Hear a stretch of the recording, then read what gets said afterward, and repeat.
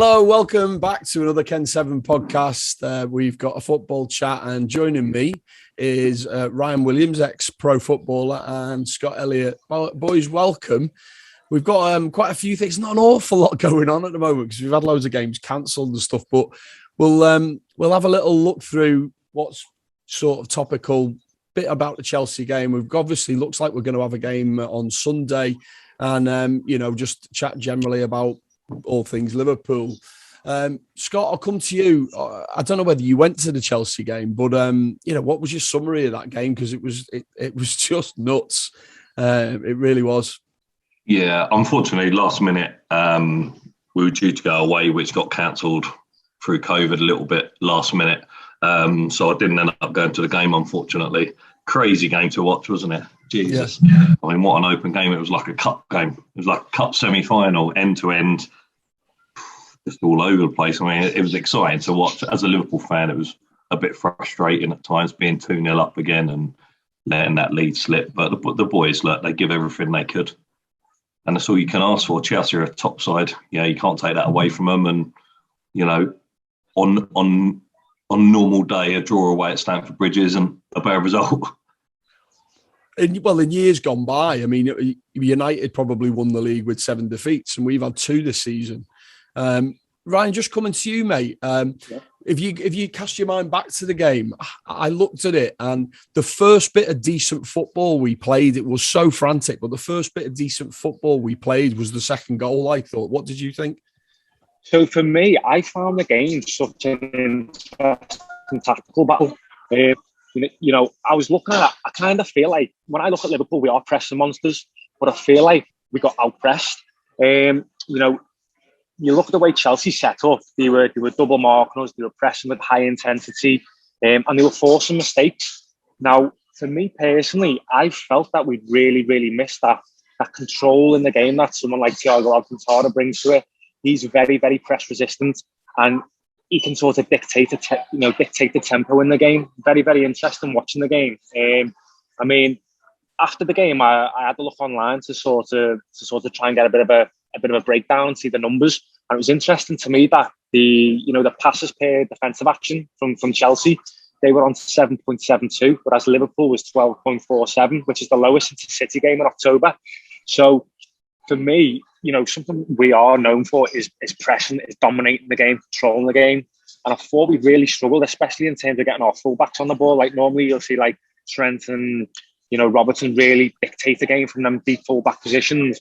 But it was hard to get, to sort of get them that time on the ball. And when they did, because the press was coming so strong, it's like when you're playing into midfield, the lads in midfield didn't have much time on the ball either. So then we're going more direct, more forward than we typically do. So for me, that was a really interesting thing. Obviously, when I seen us go 2-0 up, I was buzzing we're getting away with one here. And one of them did come from a bit more of a direct play when Chalobah, obviously made the mistake. But similar to what Scott said, at the end of the day, we've come away with a 2-2 draw from Stamford Bridge, which is a good result. It's obviously made a little bit difficult in terms of City are starting to get a bit of distance between us right now, but I'm sure there's going to be lots of twists and turns during this season. Like just on us being 2-0 up, I remember saying I was watching it with my father-in-law, who's a Man United fan, and we were 2-0 up, and I went, we haven't got a low block in us.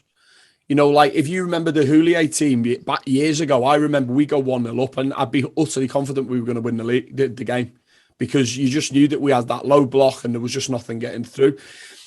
Scott, do you think that that's something that we need to develop? In-game management where we go, right, that's the situation now requires us to have a low block. Do you think that's something we should have, or just think that that's not Jurgen Klopp's way? Even within the game for like 20 minutes, right, boys, let's low block it for 20 minutes, just shut everything down. I mean, it's not something we can do, obviously, but do you think it's something we should be looking at? Yeah, sorry. With the low block, our best form of defence is attack. It always has been. I think you've got to give credit to Chelsea. They play 5 at the back, push in the 2 fullbacks up on Tsimikas and Trent to stop them playing, and then they just overload us in midfield. And when we're a little bit open, the outball wasn't there from Virgil to Mo like it normally is. But saying that, look, we're looking into this too much, I think. We've drawn 2-2 with Chelsea, and we could have won the game. The chances we had, yes, it's frustrating. We're 2-0 up, and with people say we've dropped 2 points. Well, if we would have gone there and we drew 0-0, 1-1, or we were 2-0 down and we come back to 2-2, everyone would be buzzing, right? So we got to put things into perspective and say, do you know what? Chelsea are a top side. When you're talking the top 5 teams in Europe, Liverpool, Chelsea are both in that.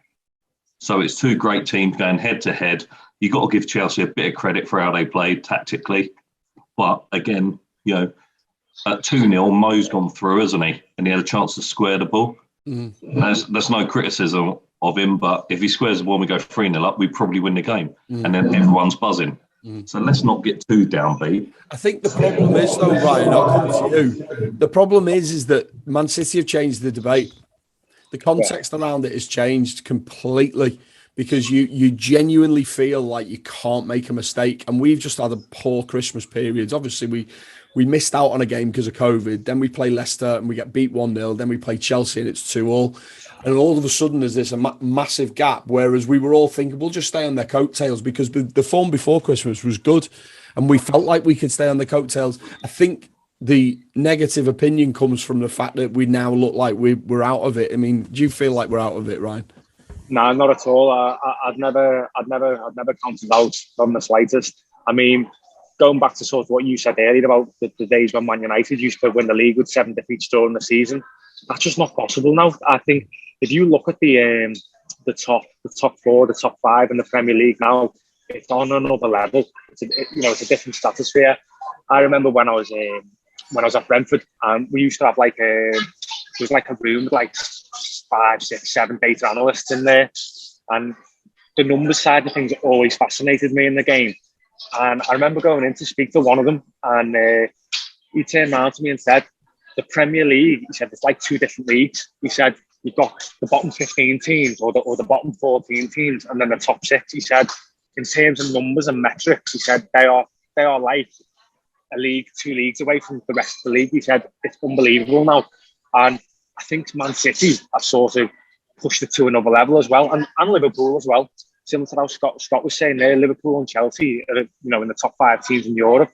You throw Man City into the mix. This is such a strong league where it is difficult to make mistakes. But even though the way City steamroll the teams who are lower than down the league, it's the way they play. They just, out possession. I do think there's going to be more twists and turns this year. You know what I mean? Liverpool, we've had a few injuries, we've had COVID, this and that, and I think we're going to have a strong finish to the season. And one thing that I think is different, listen, I don't know any of the lads personally at Liverpool or Man City, but looking from the outside in, one thing that I think differentiates us to City is mentality. I think when we're on the pitch, backs against the walls, I always believe we can come back.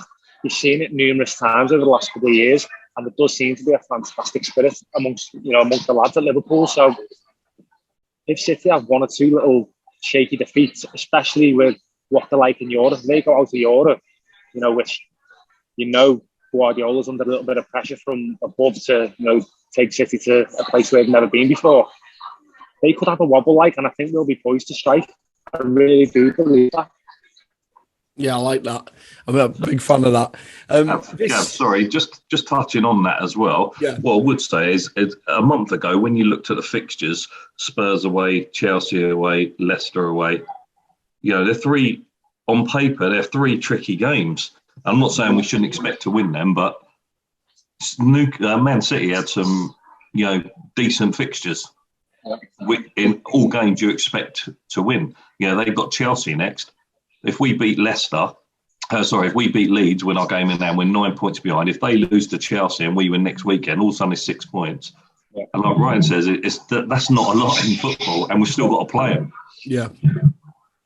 The COVID effect that's going on at the moment. I mean, I believe Man City are now riddled with it, and I assume that they might be looking to cancel some games at the moment. Do you think that? I mean, are we praying for a COVID problem at City so that they have to play with a reduced squad? Is it come down to that? I mean, do you think we can actually get the season finished the way it looks at the moment? Yeah, I mean, they're going to finish the season. The thing with the likes of your Man Cities, your Chelseas, the squad depth they have is massive. Sometimes I'll flip up my Sky Sports app and have a look at the squads on a Saturday, and I'll be looking at the lads they've got on the bench. They're world class players, and it's sort of two different sort of mentalities or different sort of organisational structure in the club. But sometimes you look at Liverpool's bench and we might have 1 or 2, 3 young lads who we might not have Premier League experience yet or nothing like that. And you look at Cities, they've got lads on the bench here who've been playing in World Cups and all that sort of. It shouldn't. Listen, they may probably want to use it as an excuse, but they can't be used as an excuse for me. But as a Liverpool fan, ideally they do have a bit of a wobble. And at the end of the day, it doesn't matter. If you get a bit of a fixture pile up, it's not just sort of the physical demands it's going to place on the squad, but you've got to take into account the travel, especially if it's European game, getting back, then they've got to sort of prepare for the next game. You're not going to get full quality sessions in. It's going to be, you're going to play, you're going to do a recovery session, you're going to probably do a tactical session for the next game and straight in. So it will be interesting. It will potentially have an effect, but surely City squad will be able to mitigate that. Yeah, of course. But I mean, just looking, I'll touch on January transfers in a minute, but just looking ahead, I've just had confirmed that. It sounds like I've got inside knowledge here, but I haven't. I've just seen it on Twitter that Liverpool have reopened their training ground today. I'm assuming, Scott, you'd know that anyway. So that looks to me like the game on Sunday is going to happen. They reckon that we've got 6 senior players available, which are basically the 6 that have just had COVID, plus whoever else. There's nothing been confirmed yet. I mean, Scott, do you look at the game on Sunday as a hindrance? Do you think it's a good opportunity? I mean, I'm looking forward to just seeing some football, to be perfectly honest with you. But how do you see it? The glass has always got to be half full, isn't it? At the end of the day, you're looking at it, and it's an opportunity for players that might not necessarily play. Tyler Morton might get another, run out, etc. It's more experience. It brings these players on, doesn't it? With a few other players, and I just think it's a good opportunity. Let's go ahead with the game. We want to go ahead with the game. Don't want too much of a fixture pile up with the postponements, but I just see it all as positive, honestly. Someone's going to take something out of that game. Them players are going to take, win, lose or draw, they're going to take something out of the game to make them better. That's fair enough. Ryan, do you have any info about Shrewsbury? I mean, I must admit I don't know much about them, but do you have any info about them? Yeah, so they've got a couple of lads on the team who I've played against, in my career. David Davis, the centre mid's a good player. He spent time at Birmingham and at Wolves. Solid, industrious midfielder. Experience now, he'll be about 28, 29, I think. Eubanks Landell, centre half, big lad. Another lad who was at Wolves. Remember playing against him when he was who else have we got? I think the lad in midfield, Josh Vella, I'm sure he's a scouser. He started off at Bolton. Again, experienced in the league. There's a lot of championship minutes in that squad. I know they're probably around mid-table in League One. The manager's Steve Cottrell, isn't he? So he knows the lower levels, the lower leagues well. They'll be an industrious team. I think they're on a decent run of form the last 4 games. 3 wins and a draw. Their confidence is going to be high. And at the end of the day, for any lad that's playing in the lower leagues, if you got a fixture at Anfield, that's your cup final for the season, no doubt about it. You know what I mean? Walking out so you'll never walk alone. It's an experience that not many people get the opportunity to do. So they're going to be well fired up for it. I think it will be important for the young lads in the Liverpool team to have a little bit of experience around them, to sort of support them through the game. Because what you don't want 11 young lads going out there together in front of 55,000 fans with the expectation of the Anfield crowd against the team that, technically they won't be as good as the Liverpool lads, but they will be physical, they will be industrious, and they will have them street smart about them. So, with the support of 5 or 6, the senior lads at Liverpool, you'd like to think we'll have more than enough, to sort of to get through the game. It'd probably be a little bit more of a concern if we were playing at Shrewsbury, to have all the Shrewsbury fans all behind them and stuff. Yeah. But, being an Anfield's always a massive advantage. Like, Scott, do you has the FA Cup lost any its lustre for you? Obviously, you're an older gentleman of my vintage, I would say. I remember the FA Cup being the be all and end all. It was fantastic. It was exciting when it started. It was exciting moving through the rounds. The semi-final was a big day. Obviously, it just seems to have ran right down the list of priorities. Do you feel like that? Yeah, I do. Yeah, I remember Corwin and Rush scored that goal against Everton. I remember running out in my garden, celebrating, jumping over the fence. Believe it or not, I got over. And it was amazing. The FA Cup was what it was all about, wasn't it? Wembley came on telly at 9 o'clock in the morning. It was on all day to build up. It was just a big, glorious day. Now, the reality is that it's all about finances, But an opportunity, maybe not the FA Cup, possibly, but certainly the Carabao Cup. I'd like to see them change it to a British Cup and bring Celtic and Rangers and the Scottish teams, get them involved. It would just give it a little lift. Yeah. Do you know what I mean? If they had that British Cup, and I'm not saying, look, if you're a football fan and you support Liverpool and Spurs are playing Celtic or Rangers, for example, or Arsenal are, it's a game that you're tuned in to watch rather than, a lower league game as such. So for me, it's a great opportunity to make it a British Cup now. That's interesting. I've never heard of that before. That sort of concept, but that's something I would absolutely love. That a British Cup. I think it would definitely be interesting for the fans. I mean, I know the lower leagues in Scotland. I think maybe the Championship and below. They had a bit of a tournament the other year that involved the Irish teams and the Welsh Premiership teams. Like TNS and. Teams like that. I think Connors Key ended up playing against Kilmarnock or something.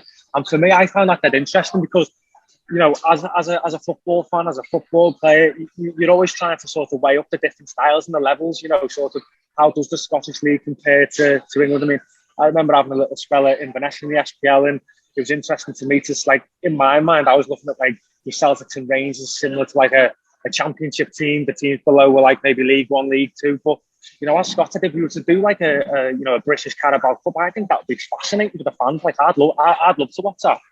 Yeah, I think most people would. I think it would just give you that. It would. The Scottish would love it. Yeah, you imagine you're even not in Celtic Rangers because their support goes without saying. It's unbelievable. But if you're a lower league, if you're a Hearts, for example, and you're coming down to play Chelsea, Tottenham, Arsenal, Newcastle. I mean, the atmosphere is going to be great, and they're going to sell out. It's going to be a right old buzz, isn't it? And it's going to be good to watch. It would just bring a little bit of life back into it for me. I think that's a really interesting idea. And it's not something that I thought. I mean, would that be better for the Carabao, or would you go with that for the FA Cup? I mean, FA Cup even. Yeah, I mean, one of the things about the FA Cup was, I mean, my uncle always reckons that the FA Cup the one thing that would change it and make it more special again was to give a Champions League place to the FA Cup winner. And that would certainly up the stakes for it. I think one of the things for me that's disappointing in the FA Cup is when they did they redid Wembley and then they changed the semi-final to Wembley. I mean, that kind of ruins it for me. I mean, the semi-final day in the FA Cup, you're always playing at Aston Villa or Old Trafford or one of the bigger stadiums, and that was a great day out. But if you're going to semi-final at Wembley and then you go into the final at Wembley, definitely cheapens it for me. Yeah, Prestige, isn't it? Yeah, it's. I mean, Wembley's not as good as the Millennium Stadium anyway, is it? I mean, the atmosphere at Wembley for me. I've been to a few cup finals, and you go there, you can hardly hear the away fans. The acoustics are dreadful. I mean, it's really just like it's just missing something. Wembley, it's not great. It's not great. But even like the FA Cup game, go back to Shrewsbury. Ryan just touched on when we played Shrewsbury before. I was at both games. Harvey was involved in both games, and we drew 2-2 down there. Get rid of these replays, and this is nothing to do with COVID. You imagine Shrewsbury 2-2 on their day against Liverpool in front of their own fans, and it goes to penalties, and they do well enough or lucky enough to win that. That would bring back the excitement of the FA Cup again. That would bring back more chance of a shock. But why are we having replays? Is that because it allows Shrewsbury to have potentially more money, to help them? And I get that side of things, but it's not exciting. This replay business has got to go. Agreed, 100%. And especially if you're a lower league team and you're playing a Premier League team, you want to try and make the game as similar to a lower league game as you possibly can. The best chance you've got of doing that is at your home stadium, sometimes on a bit of a messed up pitch. You know what I mean? That you're used to playing on. Because I know myself. I remember when I was at Morecambe and we played. We beat Wolves, knocked them out 1-0. Then we got Newcastle in the next round. I remember Newcastle bringing about a couple of thousand fans down. We had it was packed out. And for 80 minutes, it was 0-0. They had the likes of Debussy playing, Ben Arthur, and they ended up making 2 goals in the last 10 minutes. But if we'd have gone to play them at St James's Park, we'd have got absolutely annihilated. Big, massive pitch, beautiful, crisp carpet. They'd have just knocked the ball around us for fun. We'd have been done 5 or 6-0, you know what I mean? But like you said there, if it's a one-off tie and you can turn it into a bit of a mismatch, you've always got a chance, and that brings the excitement. I mean, do you remember when we played Mansfield a few years back? I think we ended up winning 1-0. They were a conference team at the time. I think Sturridge scored or something like that. But there's periods of the game where you're looking at it and you're thinking, oh, hang on, it's becoming a bit of a physical battle. It's hard to put 2 or 3 passes together, and it does make it exciting. I mean, we've touched a bit on your career there, Ryan, and for those who are watching this or listening to it and they don't know who you are, it's well worth going and doing a little Google search, because that's certainly what I did, and I know Scott's done it as well. So knowledge, Gavin, knowledge. Knowledge is power, yeah. So I mean, can we have a little chat through your career, Ryan? I mean, I know Scott's got some questions, but if you can give us a little overview of what happened during your career. And I mean, where were you at an academy? I'm assuming that was at Chester. Yeah, so I was at Chester as a kid, and truth be told, looking back, I mean, it wasn't the greatest academy to be at. We weren't a great team. Some good people involved. My youth team coach was a fellow called Simon Davis, who actually ended up going on to manage Anderlecht for a little bit when with Vincent Kompany. He was a great fella. From there, the club ended up going bust. That's sort of why they ended up in the non-league. And that came at the wrong time for me, because I was 18. I'd been in and around the first team. 17, I'd been on the bench in League Two about 6 or 7 times and just hadn't quite made that breakthrough. But the year after, I was hopeful that was going to happen. And obviously the club's gone bust, and I've ended up in non-league. And like I was sort of saying before we started the podcast today, my first season in non-league, I struggled massively, probably more from a mental aspect than anything, because I've been used to playing full-time football every day. Suddenly I was sitting at home on a Saturday, sitting at home during the week, going to training 2 nights a week, sort of trying to figure out where the direction in my life was going to come from. And then I remember with that I was going to games, and truth be told, I wasn't doing the business life. And you're coming from sort of an academy, an academy system. You'd expect to drop into non-league and just sort of score 20 goals and then get you moved back to the football league, and it just doesn't work like that. In the summer of 2010, I was about 19. I remember thinking, I need to either knock this on the head and get a proper job, or I need to get my act together. And I was very fortunate. I then went to Llandudno in the Welsh League, scored 7 and 14, got a move to Rill, who were managed at the time by a guy called Greg Strong, who had a really good career playing for Bolton and Fulham. He was like a mentor for me. And he just said to me, listen, man, with the ability you've got, he said, you will be back playing professional football. Let's have another good season. Keep yourself fit. And sort of trust me. Around this time, I started getting offers again to go back into full-time football. But in football, I think it's really important, especially when you're a young lad, to find someone you can trust who's got your best interests. And I really believed in what Strongy was saying, and I really trusted them. And he played me week in, week out, scored 16 in about 35 games from midfield in the Welsh League. And from there, I started getting interest again from the Football League. And I then went into Morecambe under Jim Bentley. I was 21, and straight away he gave me the number 10 shirt, which I thought was a bit of a statement of intent from him, because I had no Football League experience. Fortunately, I did have about 60, 70 non-league games under my belt at that time, which I felt really, really put me in a good position, because I remember coming up against lads who were like 18, 19, 20, who were maybe coming through the reserves or the under-21s, and we didn't really have that know-how, which I'd sort of managed to develop playing men's football, non-league football, and I'd really developed the physical side of things as well. Because something I really struggled with when I was 17, 18 was I was built like a pepperoni stick. I was skinny like, and I was just getting knocked all over the place. But I ended up during when I was playing non-league, I went and done like a personal training course to try and understand the body and how it works, and got my personal training licenses and that, and I really built my body up in the gym, and that helped me going into League Two, because even 8-9 years ago, League Two was very different to what it is now. It was even more physical. There wasn't much football played on the floor. But I then went into Morecambe. I scored like a bit of a 30-yarder on my debut, which was quite nice against Plymouth away. And then I scored again, come on against Dagenham and Redbridge 2 weeks later, scored again. And straight away, I only had a 6-month deal at Morecambe, and they signed me up to a new deal, which is great. And sort of, for a young lad, it gives you a lot of confidence. Played plenty of football between then and the end of the season, and then started the 2013-14 season. We really got off to a bit of a run. Played against Wolves. I scored the free kick in that game. We beat them live on the telly. Well, you're a free kick specialist, it says on your Wikipedia page. Yeah, I can. I've been known to get a few free kicks in my time, but yeah, it was one of them. I started really getting confidence then, and getting my traction. And I think something that I was alluding to before that I probably didn't have as a kid, which you really need. And to be honest with you, it's imperative if you want to be successful at the highest level. You've got to have that also sheer belief in yourself, and that was something I didn't have. Like I was saying before the podcast, the lads that come through, the Man United, the Chelsea's, the Man City's, the young lads, they do have a sort of a belief in themselves that they should be at the top level. And that was something I just didn't have. And it was something I was developing, as I was going through. And then when I was 24, I ended up going to Brentford. Fantastic club, probably the right club at the wrong time.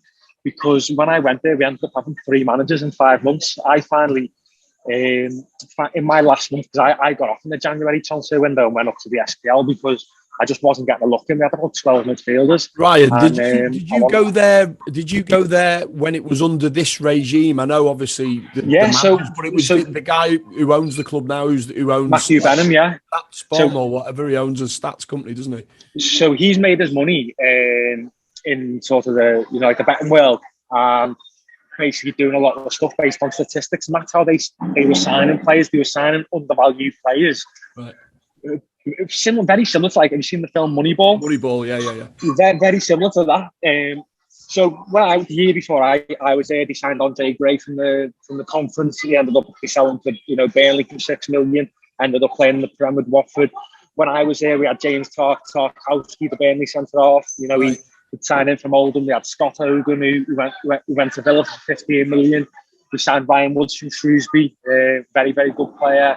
We ended up getting Sergi Panos from Liverpool's reserves. We were getting players from all over the place with real good pedigree. Jack O'Connell, he was signed from Blackburn as a young lad. I had a couple of good years in the Premier League with Sheffield United.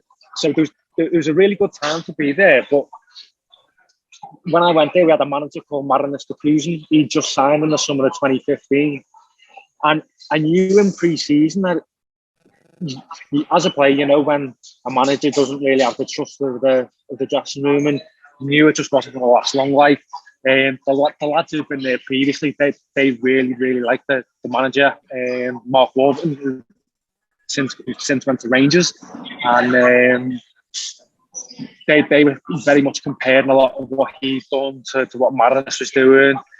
Things like Marinus wanted the lads to train at 3 p.m. on a Friday to be a similar time to the Saturday, and that was just a new concept to a lot of the British lads that they didn't quite like.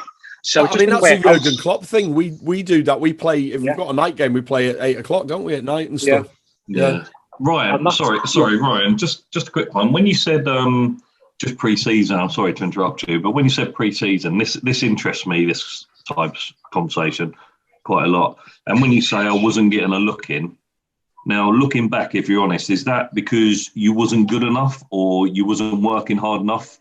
Because for me, I'm very black and white, right? So I look at it and I go, you're either not doing it because you ain't at that level, If you're coming off that pitch giving 110% at training and you're not getting picked, you're not good enough for that level. And I know it sounds brutal, but I'm very much like that. Actually, and you've got to be in football 100%. For me, so there was a bit of a power dynamic going on at Brentford. So the guy that had really pushed hard for me and really wanted the club to sign me, he was sort of getting his nose pushed out a little bit. So there was definitely a political element to it in that sense.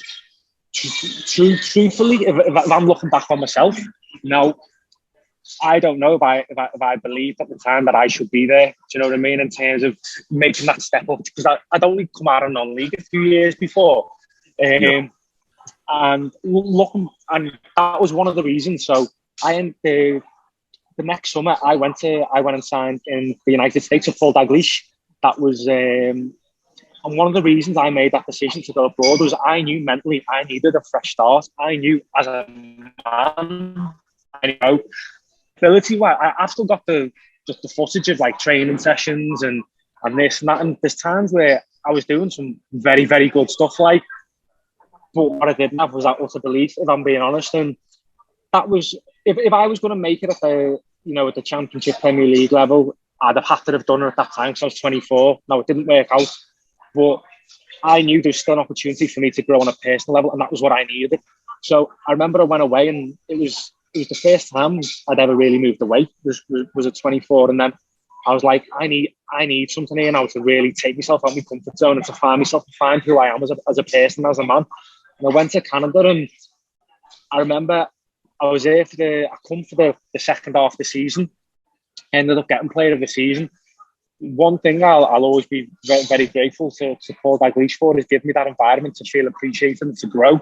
And I remember when I come back, I remember my mum saying to me, she said, she told me this a year or two ago. She said, you come back, she said, it was like speaking to a different person. He said, you've gone from a boy to a man. And if I had my biggest regret in my career, and something, I wish I could sort of have that conversation with younger players or even to me younger self, I wish I had the mentality I've got now when I was 23, 24, because things would have been different. Because, for example, when I went last season to play in Sweden, I remember again, there was a similar dynamic in terms of the sporting director wanted to sign me, but the head coach didn't. So I've gone out there on trial, and after 2 days, I've just pulled the manager and I've said, listen, are you interested or not? And he said, I'm looking for a number 10 who's going to score goals and stuff. I just fronted him straight up and said, listen, you're bottom of the league. You don't need a number 10 who's going to score goals for you. You need someone who's going to run the game from midfield for you. I said, I'm that guy. I said, I guarantee you now, if you sign me, you won't get relegated. I had that confidence in myself at 28. Wow. And he's looked at me like that. I said, stop playing me as a number 10, play me as a number 8. So we done it the next day in training, and I ran the show. He signed me. The team had won 3 out of 17. We ended up winning 8 out of the next 13 and stayed up. He loved me, and they were desperate to bring me back for the next season. But I didn't have that confidence in my ability to back myself when I was 23, 24. Ryan, can I just ask you, yep. is that only something that can come through life experience, or is that something that can be coached almost? You had a psychologist. Could they give that confidence to you, or do you think it's just something that you have to get through life experience? See, this is something I'll be really interested to get Scott's opinion on, because, when he's seen Harvey come through the academy system at a young age, I remember looking at the lads who, I remember playing against, your Chelsea's, your Man Uniteds and all that. When you used to step onto the pitch with them as a kid, they used to carry themselves different. It was like they had this sort of expectation of themselves that they knew they were at that level. And for me, that was just something I had to develop at a later date, and that's probably what sort of definitely cost me earlier on in my career. But some lads just have it at a young age. Like, I'm intrigued, to sort of hear Scott's perspective. For example, when Harvey went on loan to Blackburn, he was 17. He's still a young boy going into a man's dressing room in the Championship. How that was for a young lad. Because I know when I was 17, I remember being in and around the first team at Chester. And these lads were like, they were experienced pros at 30, 32, they were men. And I remember feeling like a little boy, do you know what I mean? At that age, it was interesting. But for me personally, it was, I guess everyone's on their own individual journey, you know, and I'm very grateful that I've finally learned them lessons, albeit probably a little bit too late. I mean, I've learned them to the point now where I can, you know, the last couple of teams I've been to, I've walked straight into the dressing room and I've known straight away what I'm going to bring to the table. I know what I'm good at as a player, what I'm not good at as a player. So that was interesting. I mean, playing in Brazil was a really good experience for me as well.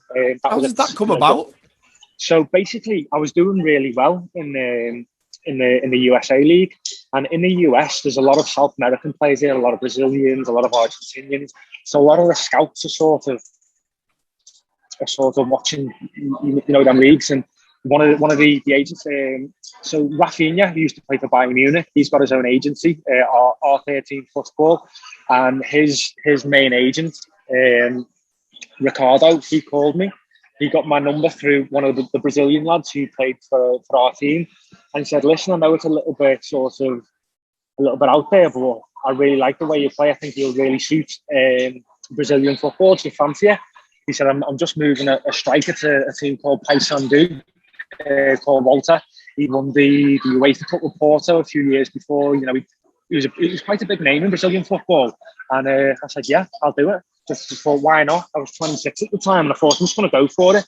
And I went out there, absolutely loved the football. The football, like you could find a world class player just hide under a rock in Brazil. You know what I mean? The lads are out there bare feet on the streets all the time. Incredible. But where I was living was difficult to live. You know, I was sort of in like a gated community. Couldn't really leave because they were like, "Oh, you might get kidnapped and this and that." And I was like, "Oh, okay." So listen, I could go on and on about that, but that, you know, I've got to be a little bit careful what I say with that. But in terms of the football, it was fascinating to me because in every league I've played in, England, Scotland, America, if you press teams, you're going to do really well. But in Brazil, you can't press teams. You've got to sit off them. One, because of the heat, but two, all the players are that technically good, they're press resistant. So if you go off and you get beaten in the press, they're going to be at you, and they'll basically cut right through the team.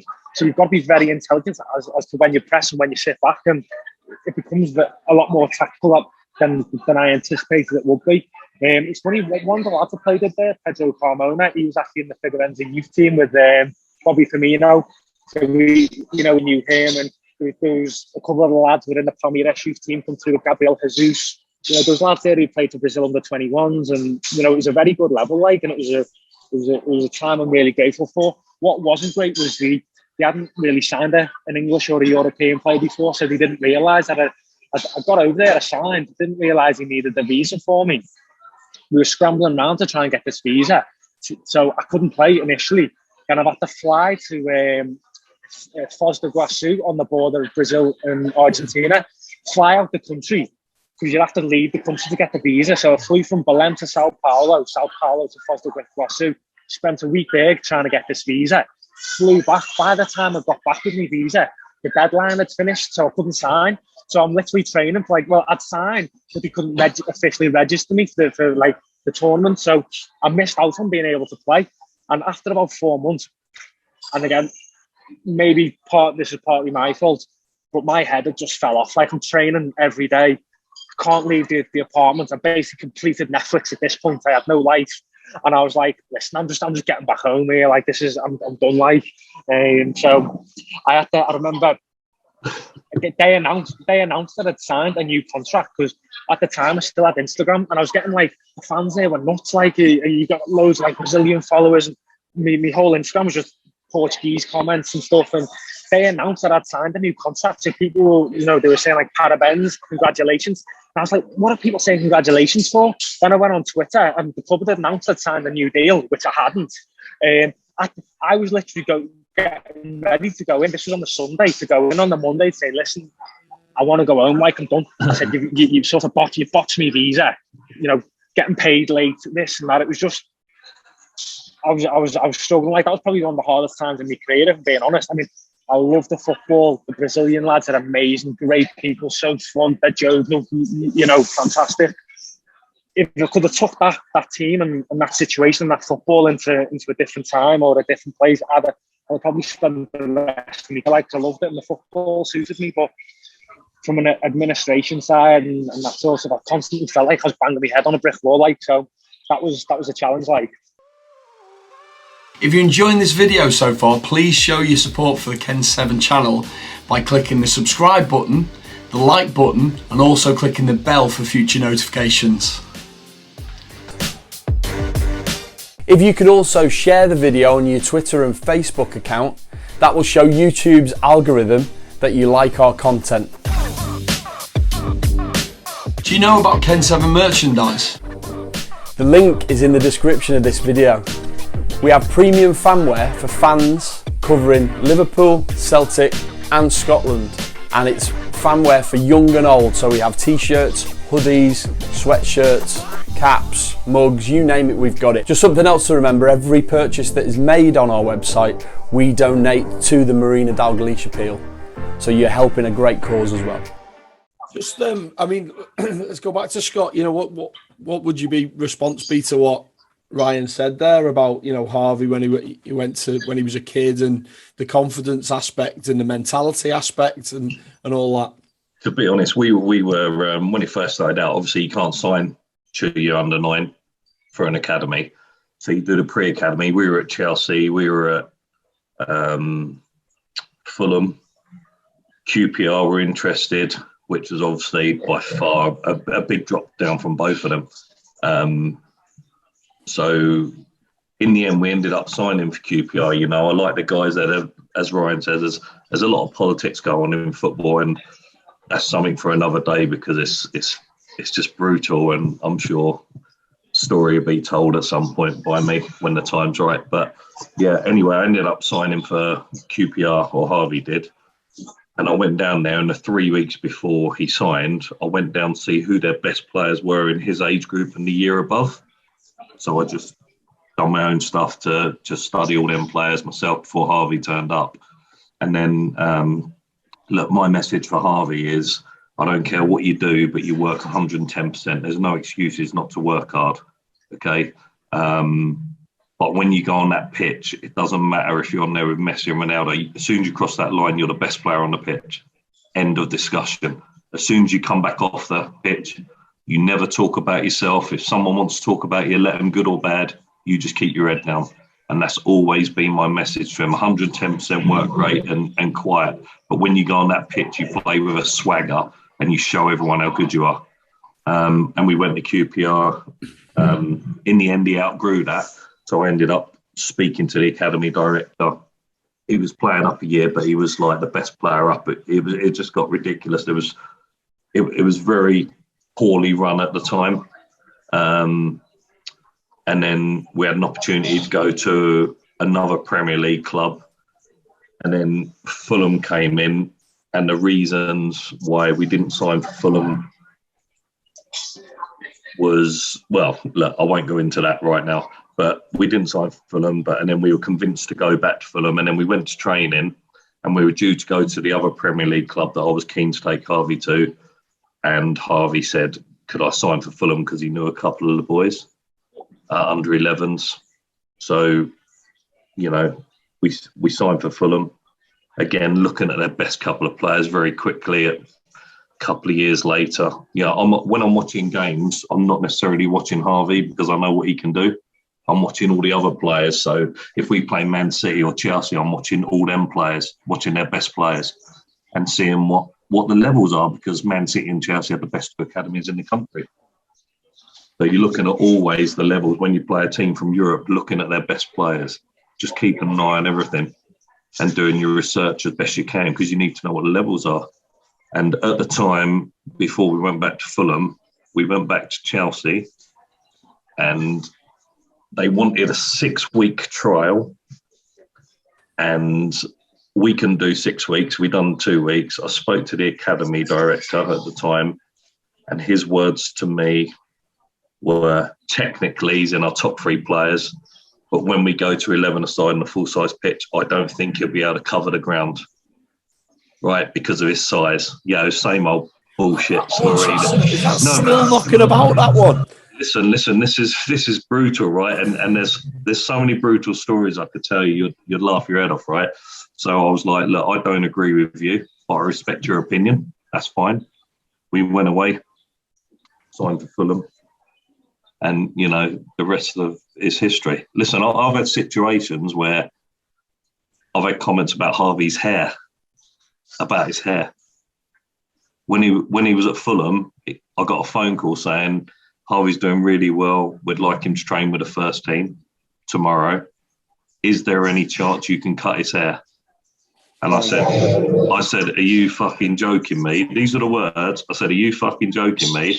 I said, he's been asked to train with the first team because of his football ability, not his hair. So the answer is no. And I've always said to Harvey, be a leader, not a follower. Yeah. That's so important. If you don't mind me just jumping in there, Scott, it's so important that when Harvey's been coming through as a young lad, that he's had that sort of strong influence from yourself, who will support him and back him. Because I've seen, when I was coming through as a kid, I've seen so many young lads who had such ability, but they were sort of institutionalised by the game, tried to get pigeonholed. Or you've got to follow our rules and do exactly as we say. What's wrong with being an individual? At the end of the day, your hair is not going to affect your football ability in any way, shape or form. Who you are as a person off the pitch, that's your responsibility and your identity. Do you know what I mean? Like you said, what he's doing on the pitch is the most important thing. So I think it's been such, Harvey, I don't know if Harvey realises this or not, but having someone like yourself there who can sort of be that strong sort of support and foundation for us, definitely, without knowing the lad, I know that's probably massively been such a huge factor in helping him. Like you said, you know what it's like, mate. It's ruthless in kids football, like ruthless. It is. Mate, I've been at training and people have been at training, pouring down with rain under umbrellas, and coaches are running around going, oh, no, but yeah, just let you know we're letting your kid go. And you're going, what the hell? And the parents are losing the plot actually during a training session and screaming at a kid the other side of the pitch saying, come on, we're going. And the kids come off crying, what's going on? You've been released. It's just... I mean, you would have seen it as well. It's just the most brutal thing, and there's such a lack of honesty. And look, the reality is that if you're one of the top 2 or 3 kids, you sort of get looked after, and the rest are a number. The amount of parents you speak to, I want to say something, but I can't because they might think I'm causing trouble and just let him go. A lot of parents feel like that in academies. It's just, and no one wants to lose the next best thing. So it's about you as a parent being strong. And I've always stayed in control of everything. Every decision has always been our decision. It's never been the club's, even though it's a one-way street when you sign an academy form and a scholarship. But I've always stayed in control of it because I'm the only one that's going to do what's best for Harvey. How did you sort of, I know from my parents' perspective, they didn't really know much about the academy systems and this and that when I was coming through as a kid. How did you sort of know how to navigate that world? Did you have experience playing yourself, or did you like? Yeah, I mean, I played a lot when I was younger. Football's been my love, it always has been. But I'm not, I speak to a lot of people, and there's nowhere on God's earth we're going to be pushed around by anyone. At the end of the day, Harvey and Harvey's career is the only thing that matters. And with him being a young lad, he's not going to be strong enough, or he's a good lad, by the way, but he's not going to be at 14, 15 knowledgeable enough to make a decision. So it's my responsibility to make that for him. Now, if I make a mistake, I take that on the chin. At the moment, every decision I've made has worked out. Touch wood, it continues to do that. But the most important thing throughout this, you just, it's hard because some parents don't, they're not really into football or whatever, or they're single parents, or they haven't got the time, whatever. But like I say, I've always taken control, and people ask me all the time, "What are you so proud? You must be so proud. He plays for the club you support and everything." Yeah, but the proudest thing is the fact that he's remained humble and grounded, and he hasn't changed. He has not changed, and we won't allow it to, not under this roof, because he's got. At what age did you realise that you had a player on your hands? I would say we were down at Brighton Beach, and he would have been 3 or maybe 4. And there's a wall down there, and you put the footballs. There's a wall full of holes, and you get the footballs, and you can put a ball through like that. But if you go like that, you can't get the ball through because your fingers are in the way. That's how tight it is. And it was like 3 shots for a £5 to win something. I can't remember what it was. And I said to the guy, I said, "That's bloody impossible, mate. You know, no chance." So I said, "I'll tell you what. If you give me 4 balls for a £5, and he can take the 4th shot, I'll have a go." And he went, "Yeah, go on then." So I had my 3 shots, and I was close to be fair on a couple. I was a bit gutted. And I said, "Hey, Harvey, just have a go at this." Put the ball down, and me and his mum were standing there, and he just laced it straight through. And I know there's a bit of luck involved in that, don't get me wrong, but the strike, and it's one of them moments where you look at each other and go, wow, unbelievable. Because something I find really interesting when I watch Harvey play is like I love to analyse the game. Like that's something I've always loved to do. I love the intricacies of it from a tactical perspective and a technical perspective. Now, one thing that I really like about his game, and again, I'm not trying to put any hype on him or nothing like that, or compare him to, but in terms of stylistically, if you look at the way he dribbles, it's very similar to like a Messi type of style where every step he takes, he touches the ball. Now, I know from sort of playing against players who dribble like that, it's so hard to defend because he can change direction. And it's like when they're playing, it's like they're reacting off your defensive movement. Whereas somebody, it sounds so small, but somebody who takes 2 steps when they dribble, as opposed to touching the ball on every step, defensively, I can read their movements like a lot easier. That sort of dribbling technique where you're sort of making them calculated decisions so quickly in the movement pattern. I don't know if you correct me if I'm wrong here, but that's something I don't know if you can teach. Do you know what I mean? It's something that certain kids can sort of just do that. You know what I mean? Yeah. Is that something you worked on with him as a kid? Yeah, we worked on stuff from the time he was like 3, 4, 5, 6, 7, you know, and upwards. We constantly worked on stuff. Even when he was at these academies, we'd go to training, we'd come home, we'd work in the garden. Yeah, it'd be absolutely pissing down with rain, freezing cold, and I would have started work at 3, 4 in the morning just to be able to get home to get into training. And sometimes I'd have a T-shirt on and I'd be standing outside in the rain, and all the parents would be indoors in the canteen having a cup of tea. And they'd be going, "You nuts?" And I go, "No, because how can I make something better that I'm not watching? I've got to be able to watch this so I can understand what he's doing wrong." So we would go away and work on things. You know, I'd have certain things like, I know it sounds daft, and a lot of people, some people are for it, some people aren't, but we had the ladders. So Sports Direct used to get a ladder, and it used to have 7 squares in. So I used to buy 3 of them, okay? So I'd get him in the garden, for example, and I'd get him stand on his left foot, and I'd just throw the ball to him, and he'd have to volley it back to me with his right foot and then hop into the next one on his left foot.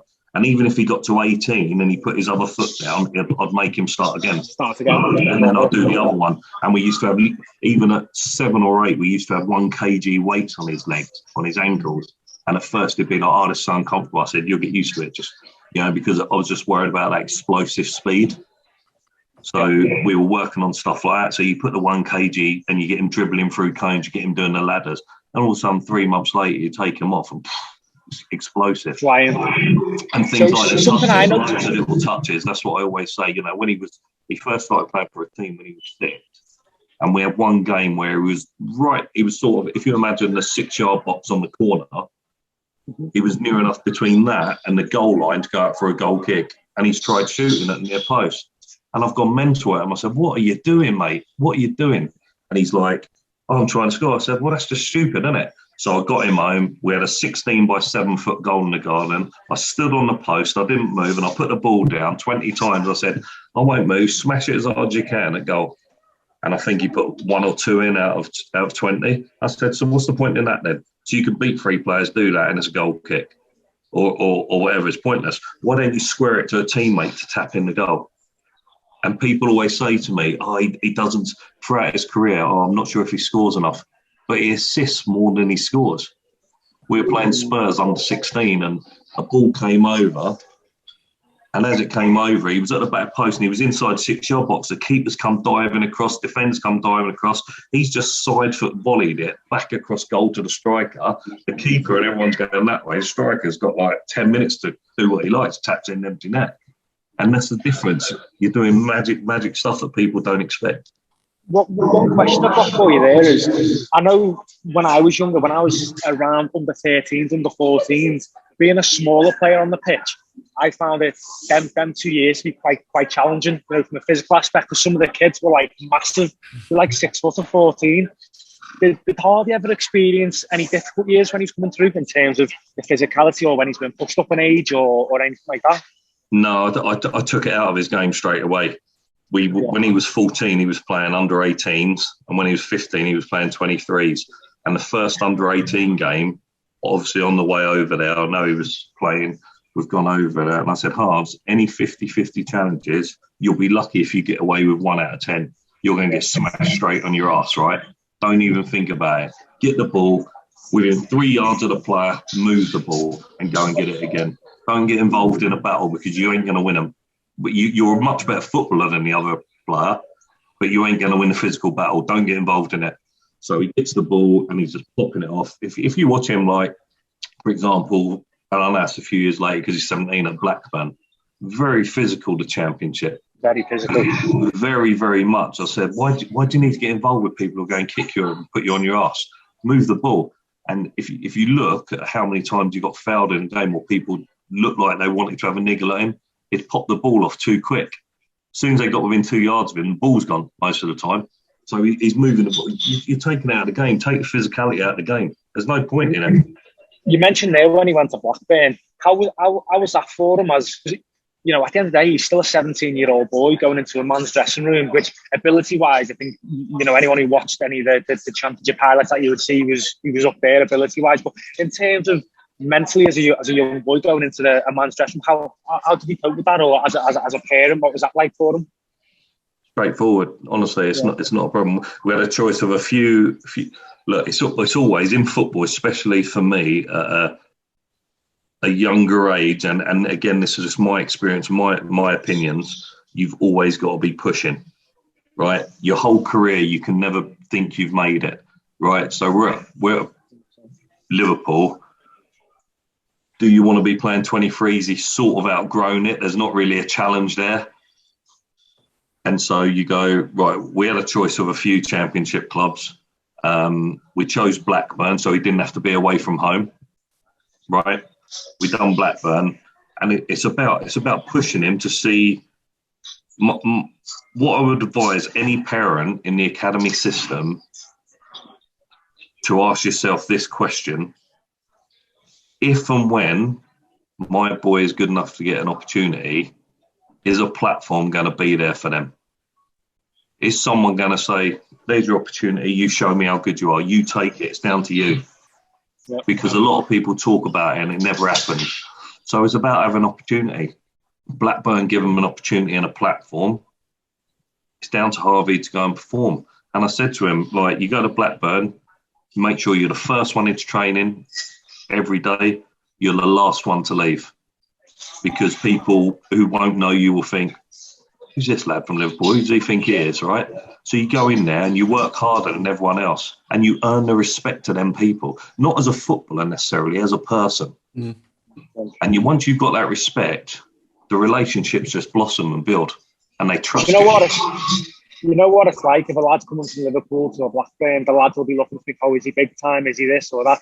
But when they see a humble kid coming through who's working harder than anyone else, they're going to go the extra mile for them to, you know, look after them and stuff like that. So that's brilliant to hear that. Like, yeah, it's important. It's important. Too many parents get carried away with it, living the dream that's not there. Just keep your feet on the ground, work hard. So I noticed, obviously, when he was at Blackburn, you know, he was playing a lot of obviously football on the wings and stuff like that. And when he's coming through earlier on this season, when he, you know, started getting his chance at Liverpool, he was playing in the 3 in the middle of the park. Has he played there before in his career, or is that a new position for him?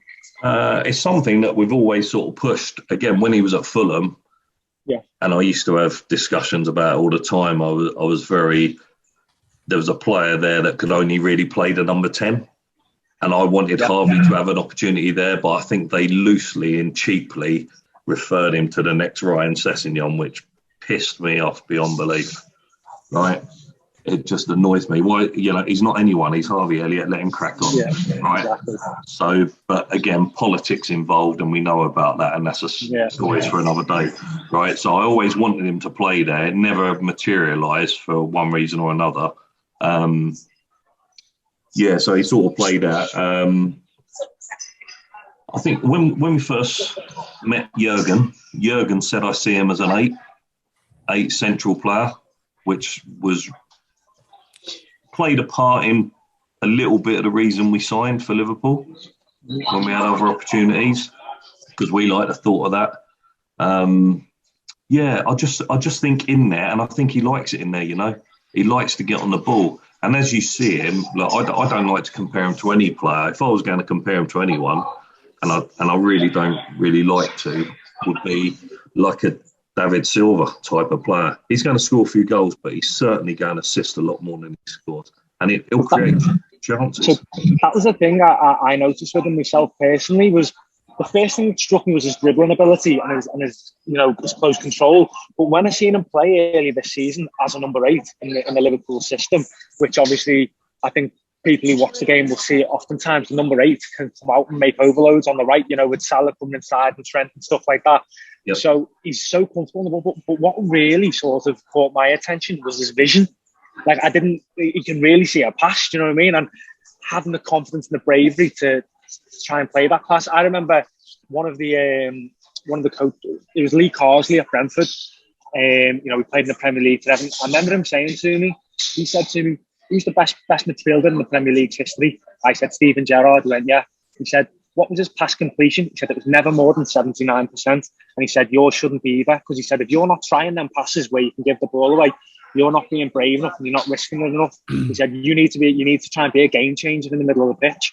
And that was something I noticed with Harvey earlier this season. I've watched him play. Because that was probably the first time I'd ever seen him play full 90s. And I've watched him in there, and he was trying them passes, and he had the vision to see it and the ability to execute it. And that was when I thought, oh my God, we've got a little bit of a player on our hands here. Like that was nice to see. And very similar to, like you said, was Silva. And the interesting thing, I actually spoke about that Silva to him. I'm friends with Stephen Ireland, who used to play for Manchester City, and he was telling me when David Silva first come to City, he said the first couple of months, he said, we were looking at each other in training thinking, like, what have we signed here? Because of the physicality of him coming from the Spanish league, he said he just wasn't doing it. But he said we could see there was a little bit to his game where we were like, yeah, he's got something. And he said, mate, he's just turned into be like City's probably best player the last 10 years, you know what I mean? And, I think, speaking as a Liverpool fan now, and if we can have a David Silva on our hands for the next 10 years, I think it's only going to put us in a great position. Like, so, no, that was interesting for me. Like, yeah. I'm still here, by the way. You just enjoy yourselves, yeah? Welcome to the podcast, Gav. Oh, listen, I'm going to wrap this up, boys. But listen, we'll do this again, definitely. So, thanks very much for your time. If you're watching this on YouTube, make sure you subscribe. Give us a little share on your social media, and we'll see you again. We'll get the lads back again for another chat. But, boys, thanks very much. Cheers. Ryan, pleasure, mate. Lovely. Thanks, guys. Cheers, Scott. Cheers, Gav. Cheers.